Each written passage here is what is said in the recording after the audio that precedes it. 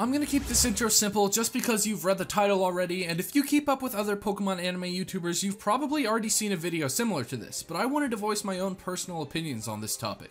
Is Ash leaving the Pokemon anime? People ask this after every series, and sometimes it has merit to it, like at the end of Diamond and Pearl, which would have been a great ending for Ash's character if, well, you know how that went. If Ash had won the Kalos League, I feel like that could have been a great ending, but the end of Sun and Moon might have been the perfect ending. We all know Ash's determination at this point. Even though he had become the strongest trainer in Alola, there's still always room to get stronger, which brings us to Pokemon Journeys. So I have a list of things from the new series that shows that he might possibly leave, but also some that indicates he's staying. At the end, I'll give a final prediction of if he will leave the series or not. Quick little disclaimer, this isn't me saying that I want him to leave, I'm just presenting some information and things that I've noticed to hopefully make an educated guess on what's likely to happen. With any series, the prospect of Ash leaving has been one that I look at and kind of toss aside, but with Pokemon Journeys, it just feels different. Ash seems a lot more mature, and he's an extremely competent battler, even more than he was in X and Y and Sun and Moon. Since Ash has tons and tons of experience under his belt, he's able to pass on many things he's learned to Go, who's a brand new trainer. And that actually brings me to my first evidence that could support Ash leaving the series, which ties into the fact that Go has been learning a ton of different lessons on how to be a great trainer and person from Ash. The first one was in the Ivysaur episode. Go learned a lot about Ash's personal values when it comes to Pokemon. They even got into a fight about it before Go eventually realized how much Ash cares for Pokemon when he stepped in to save the Ivysaur. Then he learned what a true Pokemon battle looks like when Ash easily defeated Hodge at the battle frontier. This was a great scene because Go was pretty salty about his loss before, so seeing development like that within the episode was pretty nice to see. I also found it really interesting how he sort of just brushed Scorbunny's wishes aside in episode 17, but then he realized being a trainer isn't just about his own wishes, it's working together with your Pokemon, and over the course of the episode it was nice to see that growth. Then most recently in episode 22, Go nearly left Reboot, but Ash helped him realize that he should have at least asked first before making such a big decision. This was clearly meaning to echo Ash's past experience way back in the original series when he attempted to leave Pikachu without asking him.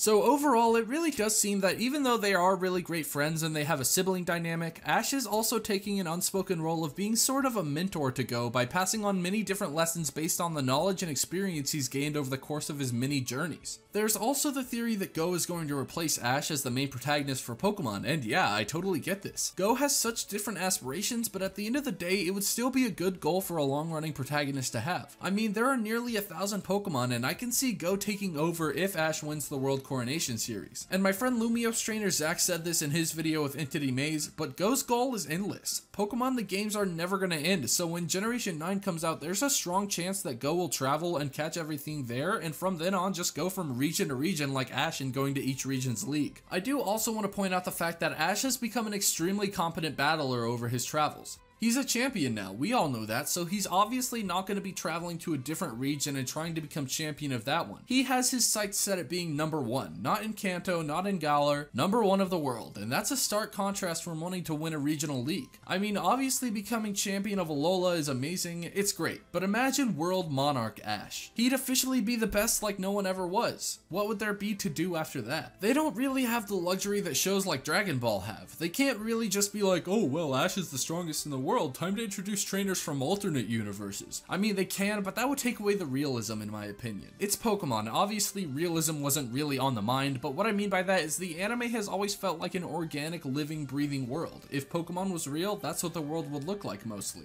So yeah, I mean, the easy solution here, like other people have said, is obviously to have Ash lose the World Championships, but once again, what would his goal be after that? Would he want to try again? Would he want to do something else? These are the questions. If he tries again, the next series could just be a repeat of this one, and that would be boring even if this series is as amazing as it's set up to be. If he does something else, well, we just talked about it. What else is there to do? Maybe they can find someplace else to go and be like, hey, I need more training, guess I'll do gym badges at another region, but then we'll be back to square one of him going and competing for gym badges. It just doesn't make sense. This series also feels like somewhat of a victory lap for Ash after winning the Alola League too. He's going to all these regions that he's been to before, and with Karina's return, we know they're bringing back older characters in this series. He's catching Pokemon like Dragonite, Gengar, frickin' Riolu, man. These are Pokemon that people have always wanted Ash to catch, and now he has them. I'm not sure what their plans are for returning returning companions like, I don't know, maybe Serena, but I wouldn't be surprised if some of them come back. Maybe Ash can bring back some older Pokemon too, like, I don't know, maybe Greninja, and maybe, just maybe, some older rivals can come back too, like, I don't know, maybe Alon. Okay, that's enough of that bit, but you see what I mean. Karina returning, I feel like, is a signal that other characters can come back, which just adds to my little victory lap theory.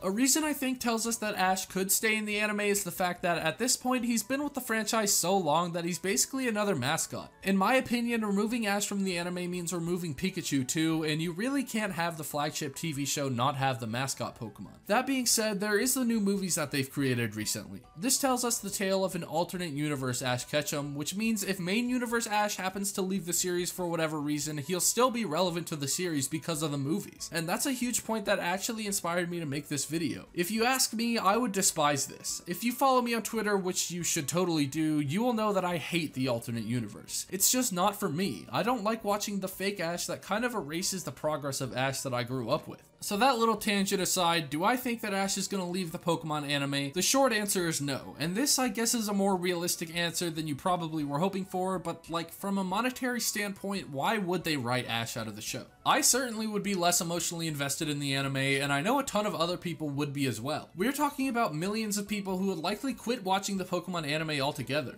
Also, they've been doing this thing for a while now. They've hit a stride in terms of sectioning off each series into their own singular experience most of the time. You can watch Pokemon X and Y without much background context from the previous seasons. You can watch Pokemon Sun and Moon especially without much background context from previous seasons other than the Misty and Brock episodes. Journeys will have a lot more continuity, but they usually explain it well enough to not warrant watching the whole series. Take the Karina episode for example. Ash and Karina speak about their past battle, and that's the explanation you need to get a basic understanding of the episode. So again, I think the anime as a whole would take a major hit if they wrote Ash out of the show, which is probably a big reason why they've kept him for so long and why they will keep him for a little while longer. Pokemon will never end, and because of the fact that Ash has become such an iconic character in relation to Pokemon, he's staying in my opinion.